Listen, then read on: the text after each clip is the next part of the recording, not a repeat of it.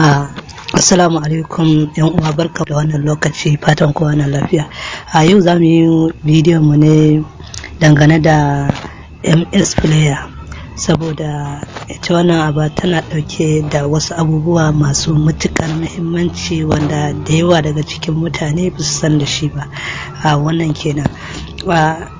Saboda ganin haka ne na ga ya kamata ce na yi mana tutorial akan yanda za mu amfani da ita, ba kawai ta bangaren kallo ba, don wasu da yawa sun dauka cewa ita MS player ana kallo ne kadai a cikinta, ba a yin wani abu. Tana da wasu abubuwa guda 8 masu matukar muhimmanci wanda inda har mutum ya san su za su taimaka masa sosai.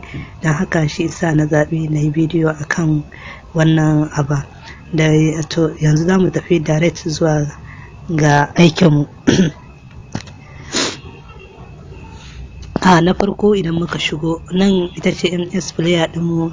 Na farko za mu shiga wani layi guda 3 nan, ka gan su nan.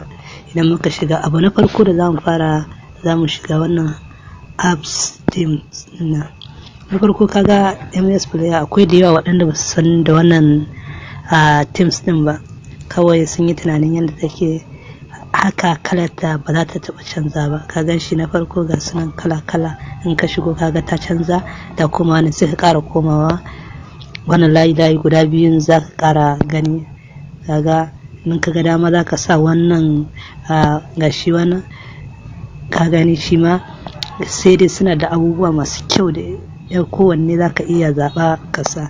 Za ka iya sa wannan, ka gan shi nan shine wannan mai fari wanda yake na da kenan. Idan kana bukata kuma za ka iya sanja wani kowane lokaci kana dan zaba kana canzawa, sai ka ga abin yana dan burge ka. Ka gane yawa, shine abu na farko kenan. Sai abu na biyu, local music. Idan muka shigo wannan, shi kuma ka gan shi nan duk wasu play, idan ka ga dama za ka iya kunna abu ta nan ba tare da ka je ka kuma my music ɗinka ba. Idan kawai kana buƙatar jin wasu abubuwa za ka iya zuwa ka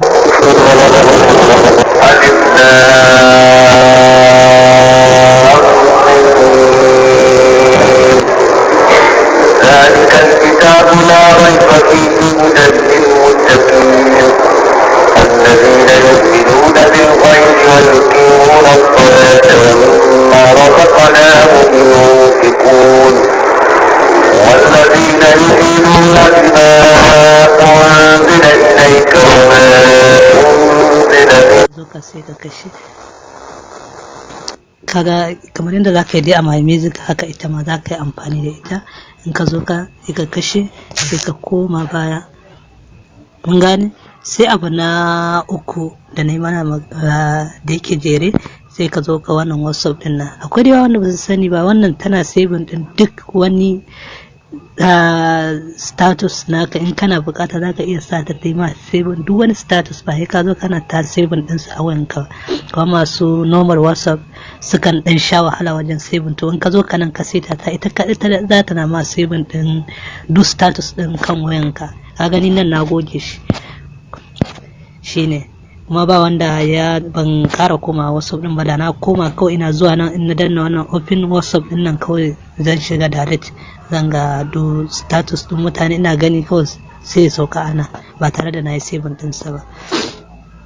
Sai abu na gaba, idan ka zo ka sai kuma file transfer. Shi kuma wannan yanda za ka yi turi. Mutum ka san da yawa muna wannan, mutum zai ce maka kana kallo, zai ce maka wani ina so za ka tura min kaza. In ka zo ka nan ba ka sha wahala ba, shi ma in ya shiga tasa kawai sai ka ce to sai ka yi sending, sai ka zaɓa abin da kake so ka tura masa. Application ne komai, ka zo ka nan gashi nan. In hoto ne ma ka ga application din wayanka, ga hotuna. Idan hoto za ka tura masa, idan kuma audio ne ga su, in ma video ne ga su, komai za ka iya tura kamar yadda zandar ka take. To shi ma waɗannan abubuwa ita ma haka take. Kana gamawa misali, kaga kana danna, za ka danna share now ɗin. To shine a takaice kenan. Sai mu fito daga nan, sai mu ƙara komawa. Sai abu na gaba, akwai providing folder. Shi kuma wannan kamar security ne.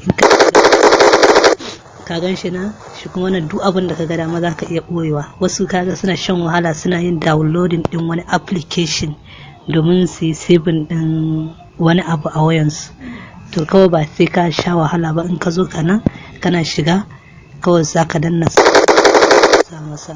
In ka zo kana ka gan su nan duk abin da baka so in ka danna nan kawai za su zo ka nan sai ka ƙara waɗanda kake so ka ƙara. Ka gani misali zan ƙara wannan wayan danna adin in na zo ni da ba a ga shi gashi anan ya zo shi. To haka shi ma wannan yake ga wanda kaga an hutar da kai ba sai ka downloading wani application ka dora akan wayan ka ba ya ƙara cike maka space. In ka zo ka nan shi ma zai taimaka maka sosai. Sai abu na gaba equalizer. Kamar yadda muka san cewa mai music tana da equalizer, ita ma haka ka ganta nan za ka iya karawa ka seta yanayin kiɗan da kake so ka ji. Kaga akwai wanda yake so bolin da yawa da sauransu, kowa yanayin kuma kaga a yanda na tsara nawa nake so ya kasance, shi yasa na bar shi haka. Kai ma za ka iya shigowa dan ka gyara ka ga yanayin muryar da kake so ka ji.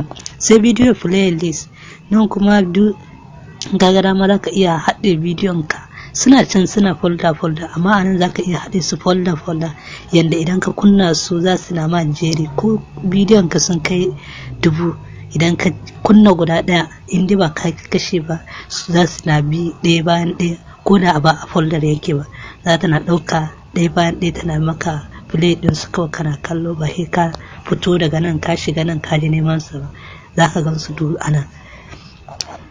Sai abu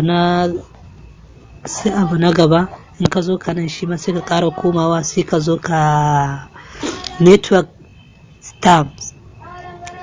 steams. Shi kuma network steam shine na ƙarshe wanda a cikin abubuwan da suke cikin Play Store wanda zan mana bayani. In ka shigo shi kaman website ne, website ɗinka idan kana so ba tare da ka yi saving ɗin ba ka je ka hau kansa ba, kana nan in ka ga dama za ka iya saving ɗin duk wani abu ka gan su nan kana danna zai kawo kana ka danna abubuwan da kake so ka danna ka tura tare da ba ka sha wahala ba. Wannan shine a takaice su ne abubuwan da Play Store take dauke da su guda 8 wanda nake so zan faɗakar da mutane su.